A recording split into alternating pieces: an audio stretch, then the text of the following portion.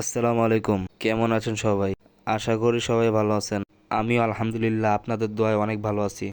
তো আজকে চলে আসলাম মিরপুর ১ হাটে কিছু কবুতর দেখতে এবং কিনতে। আমি সচরাচর হাট থেকে কবুতর কিনি না। মাঝে মধ্যে আসি, যখন ভালো কবুতর পাই তখন কিনি। কারণ আমি চেষ্টা করি আমার কাস্টমারকে সবসময় ভালো একটা সার্ভিস দিতে। তো এটা হলো প্রথম পার্ট, আরও পার্ট আসবে। হাটে কিন্তু মোটামুটি অনেক ভালো কবুতর উঠছে। ভালো ভালো কবুতর উঠছে এবং অনেক সুন্দর সুন্দর কবুতর উঠছে। আমরা দুজনেই গেছিলাম হাটে, আর কেউ যায় নাই।